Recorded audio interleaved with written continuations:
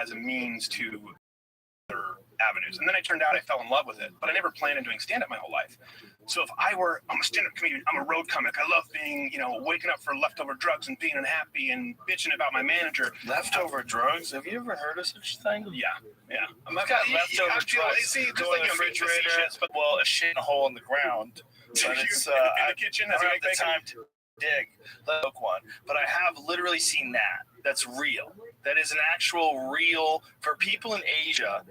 Ari Shaffir went to China, and he has this fucking hilarious bit about it. And I don't want to do it. Who are used to that environment as the norm come over to the United States. Sometimes they actually stand on the toilet seat and shit that way. But So the toilet seat is not a toilet seat. You'd be crapping on the water tank. They don't know any better, bro. They're from another country. Without Trump leading them, they don't even know anything, man. This is always what happens. You're tossing defending Trump. I think, Do you think he's a good leader? Are you happy that he's in office? Is it good because it's a shakeup? I will say this. I think that, again, the left has behaved so poorly. Again with this left. Yeah, I think that Donald Trump has been a lightning rod. I would disagree with him on some policy issues for sure. But I think that because everyone has called him a Nazi and a racist and a sexist and a transphobe, that it's removed those arguments from the table for at least several decades. Because people are going, yeah, but you said it about John McCain and Mitt Romney. Everyone you disagree with is a racist. I think that card's been played too much, and because of Donald Trump, it's been overplayed. And I think now, I used to watch the Young Turks, and we used to watch some crap on you, but actually some of these points make sense. And I used to think everyone who disagreed with me was racist. And I think because it's so overplayed, it's left such a bad taste in people's mouth. I do think that Donald Trump has served a real purpose to shine a light on that. And, that may be the most important point of all at this point in our culture, what's political correctness. Yeah, I think when things go too far one way, people get upset with that. And when people get too biased, whether it's towards the left or towards the right, tends to balance things out in the other direction. Like Robert Anton Wilson called Lyndon Johnson the pacifist president. Such a cunt that he created so many pacifists because of his atrocities that he ordered in the Vietnam War. People were so upset that more people became pacifists during the during the Lyndon Johnson administration than ever before. Yeah. By the same token, he called Reagan the intellectual president because more people just went, oh my God, you gotta fucking, God damn it, it's important to know things. Yeah. God damn it, it's important to be smart. Like, just say no, bitch. What are you talking about? Just say no. You're bringing heroin in from Vietnam.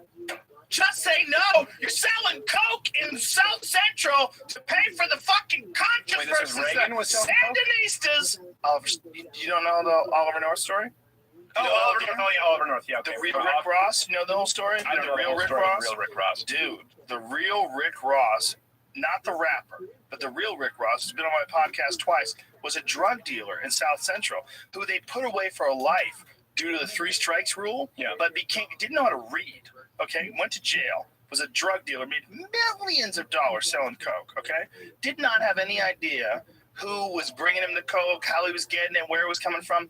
The profits that they were making was literally paying Oliver North to arm the Conscious versus the Sandinistas. I mean, it was all proven in court. I mean, this is what Michael Rupert stood in front of. What was the I forget what the gathering was, but on television, on C-SPAN, Michael Rupert, who was a narcotics officer for the Los Angeles Police Department, who has also been on my podcast before he committed suicide.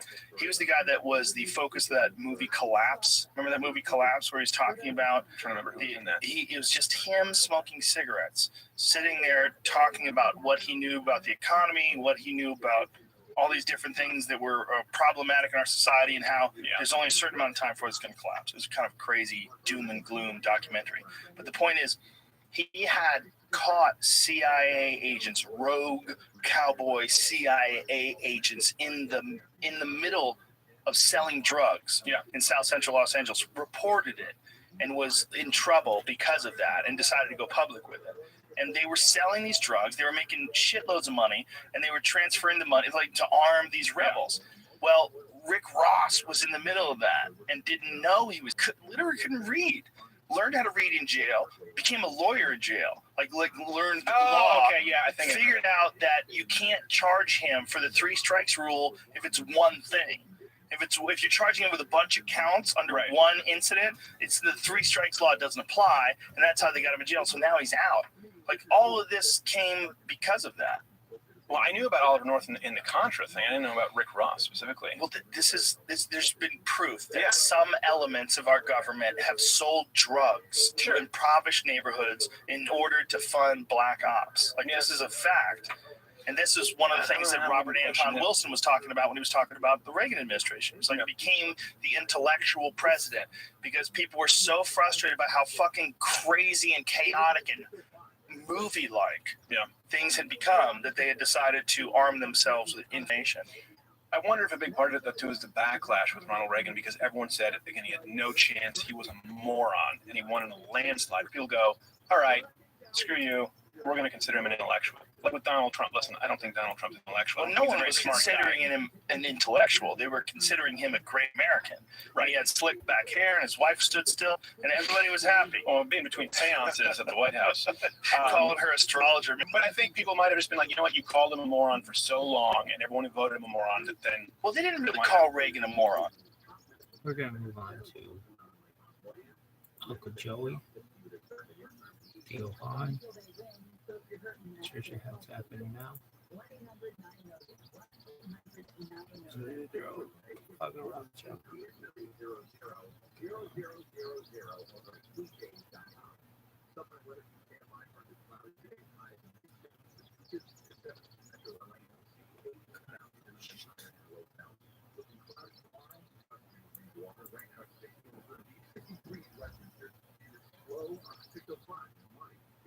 Last Wednesday, I took off Monday. We were going to do last night, but I tell you, Theo, I hate fucking doing podcasts all the time. I was on vacation. I don't take fucking vacations, but I had to take a vacation. I got a wife and a child now, and I got to act like a fucking individual. I can't just. I didn't take my. Listen, I was with my wife 15 years. Gotta be honest with you, Steve. Really? I'm very honest. Never took her? Never. I think you suck at I debating. only go back to the comedy. I don't go back to the Dilly when I go back. When I go back to New York, I fly in. I go to my favorite Chinese restaurant. I do radio. Next day after fucking radio, I go to the cemetery. I put flowers on my mom's grave. And I do my 4 fucking shows. I get the fuck out of that the first flight on Sunday. So I gotta do every other goddamn city. That's it. I try to see some people in between, you know. Still talking to this one. Just 2 of them. I was gonna go to dinner with the one, but he had to take his grandkid out of the hospital. He wanted to meet me later on, but we were leaving early, so I couldn't meet him. That's fucking awesome, dude. So, you know, we never really took a break from the podcast. And we did last Monday and last Wednesday. We took off Monday. We were going to do last night. But I tell you, Theo, I hate fucking doing podcasts when I'm tired. I don't want to give nobody, as Jimmy Schubert says, the short script. You follow me? I was just out of it last night. 5.5-hour flight with the fucking... Oh, that's miserable, dude. See, by myself, I'll eat a fucking pot cookie. I'll tell you. And I get stoned. You I have fall the asleep. If I have... When you have the family, I got caught. They haven't had it in a fucking plane. Because there you are sitting there, everybody's driving, jumping over people and shit, shooting motherfuckers. And you're sitting there next to like some fucking politician or some shit. You want to get up. You want to get up. So I said, fuck that. So I dosed myself on the way out. I had Virgin. I had she's 3, you know. She's just a little bit. And how tall do you think she is?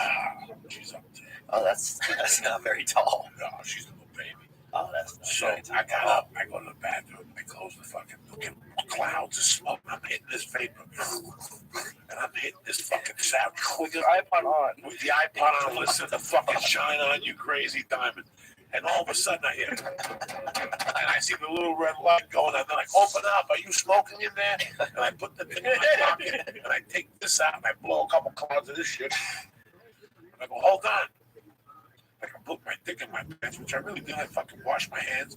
And I'm like, what's the problem? He goes, were you smoking in here? I go, no. Wow. I go, do I look like I was smoking in here? Oh, look like She looked at me, she goes, this is smell like smoke. And she told me, they take everything, the garbage. They do everything. They look for a cigarette. Yeah. Oh, wow. And now, what were you doing the whole time? Just standing there, I'm standing there going, I don't know what happened. I banged them when I came in. The plane shifted and I hit the wall. And that the next thing you know, you people were knocking on my thing and they're like, we don't smell no smoke. I wonder what made it go off. And I'm sitting there going, they fucking. Gosh, bro. I sat there, they were cool. And at the end, then I walked off the fucking plane like I owned LAX. Wow. Nobody said dick to me. I'm like, You think though, somewhere in your head that whenever you got to LA, there was gonna be people? oh, fuck yeah. They've been waiting for me before. I've been approached at the plane one time on the way to Columbus. Is it kind of cool or is it just fucking nothing? If you're getting off a plane, you gotta know something. You get nutsack.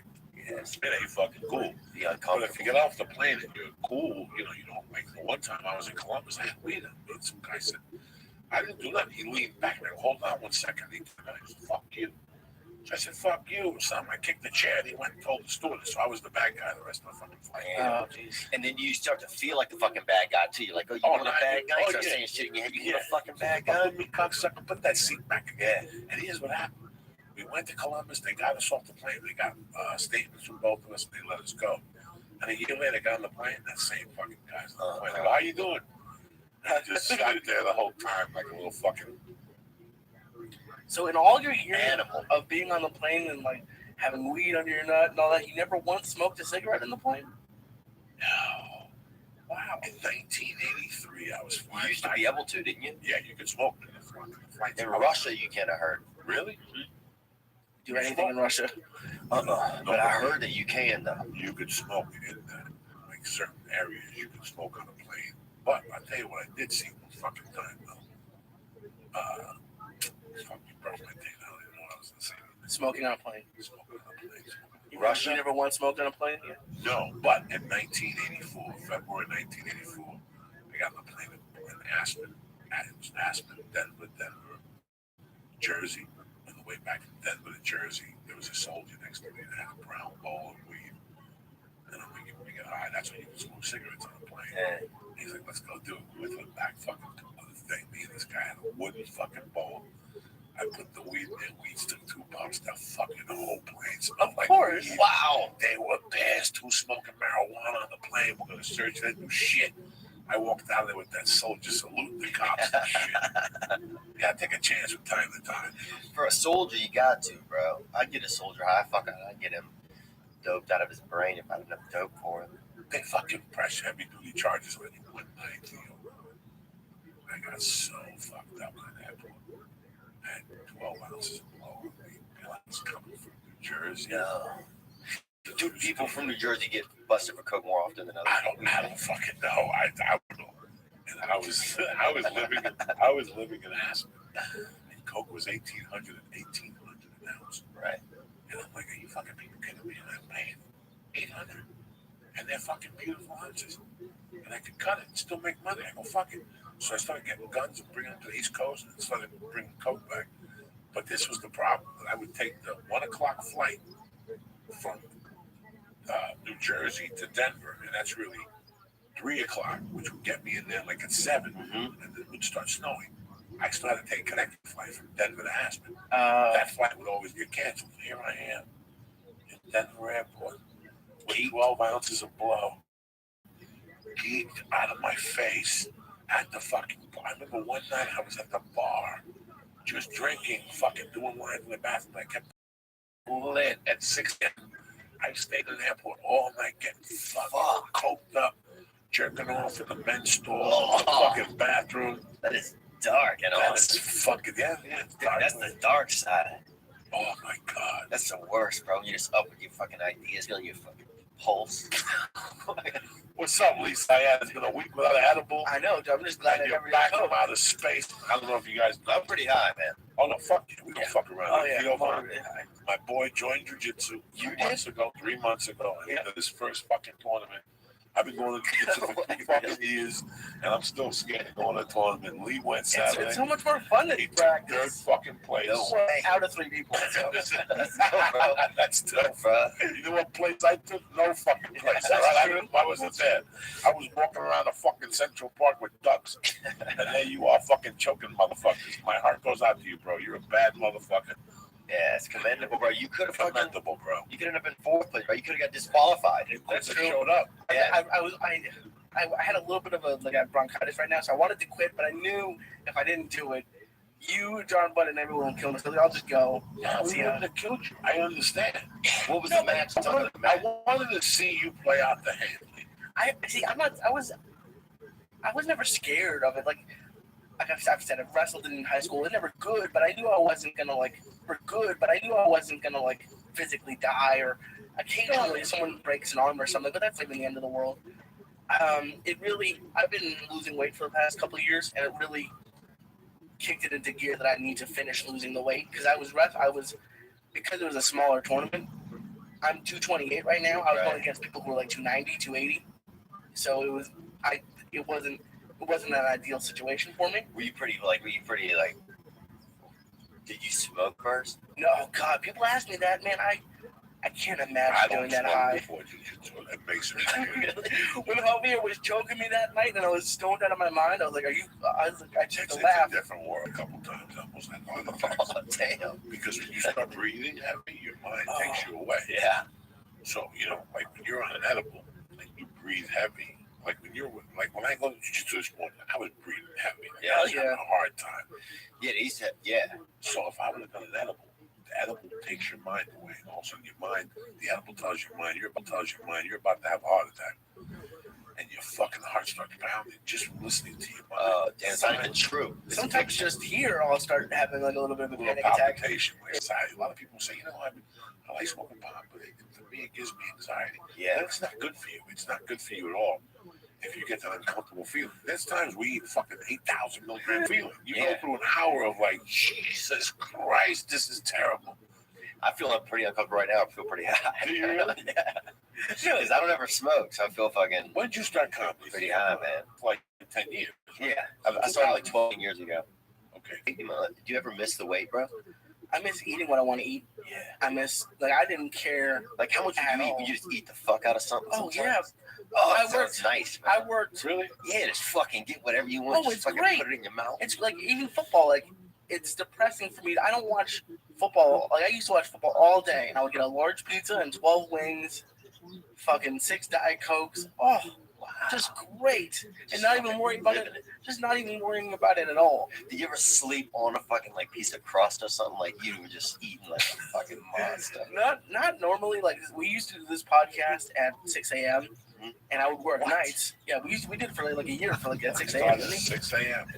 And I was working nights on a TV show, so I'd go from there to here, and then I would like it'd be like 8 in the morning, and I'd be getting Jack in the Box. Yeah. And like sometimes I'd just pass out. From eating it? Well, no, just from all these things. But then I'd pass out, but like the wrapper would still be on my couch or something. It's terrible. Oh, okay. Because you never hear like people's like fucking eating stories. Everybody tells their weight loss story. Like I want to hear when you was just fucking hiding chocolate in your fucking hiding chocolate in your fucking cheeks, man. When you're just filling your gills up. I used to go. I got up to 315. That was the highest I ever got. Yeah. At a certain point, I was every night getting 2 packages of Reese sticks and 2 either Swedish fish or gummy bears. And Reese in my sticks? Yeah, those are the best. Are they good? Those are still the best. Yeah. I can't have them. But those are the best. And then either Swedish fish or gummy bears. Yeah. And just have them. And I would tell myself I would have 2 of each the next day, but it would never happen. So I eat them all, huh? I miss that. Now I have a fudgicle. And it's depressing, but it still tastes good, but it's not.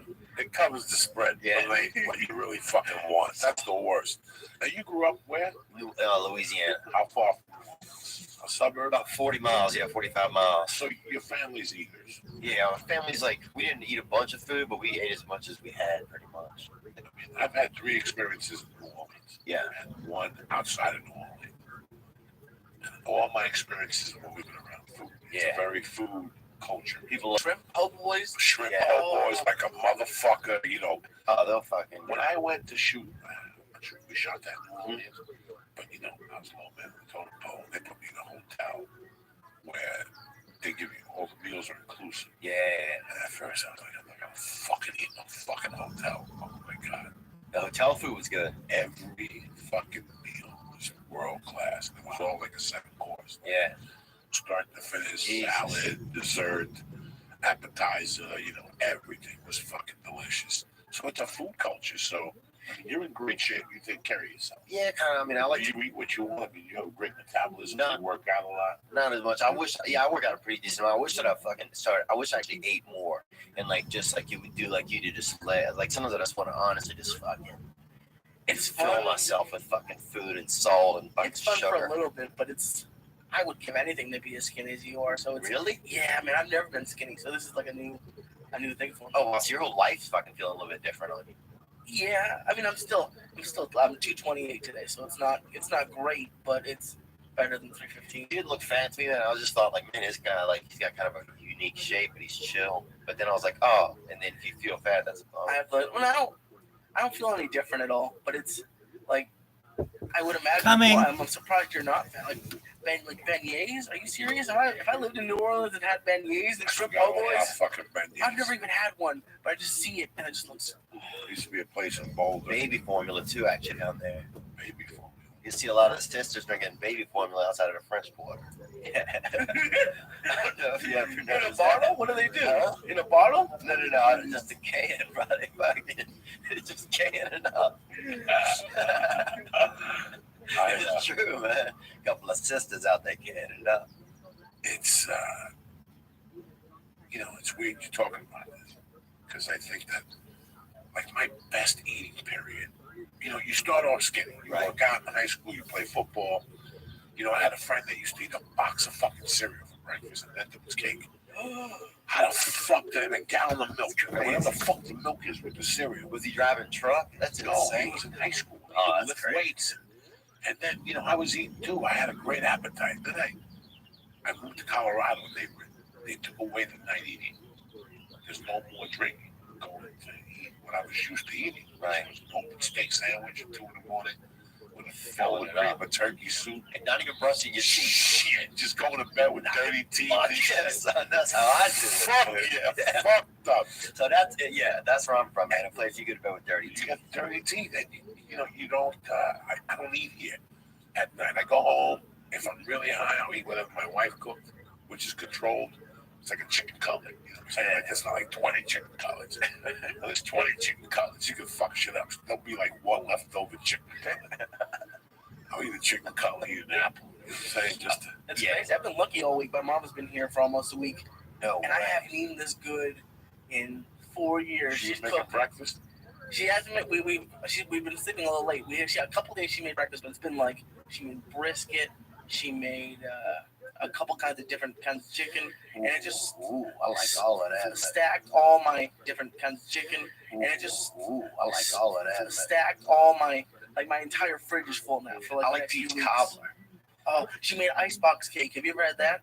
All you do is you take a layer of graham crackers, and you have to get the cook and serve pudding, not like pudding cups, but you have to cook pudding, and you just do layers of pudding and graham cracker. You put it in the fridge and let it freeze up, and then put some whipped cream on it. Mm-hmm.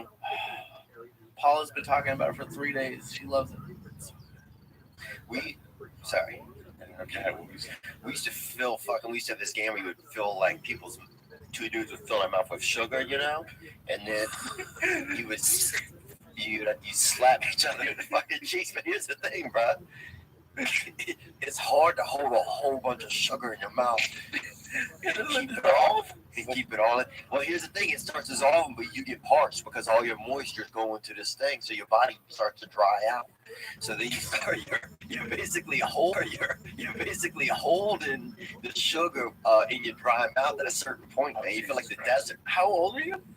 I don't know, like you was a child, Okay, like when I was like 8, like 8, yeah, 7, 8, 11, and then 14 even, and this one 18-year-old chick.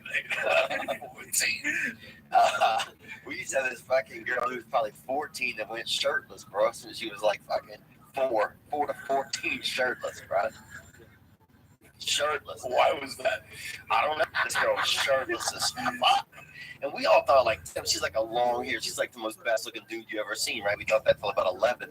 And then somebody's like, that's a girl, man. She just goes shirtless. And we're like, Nobody told her to put a shirt on in school or something?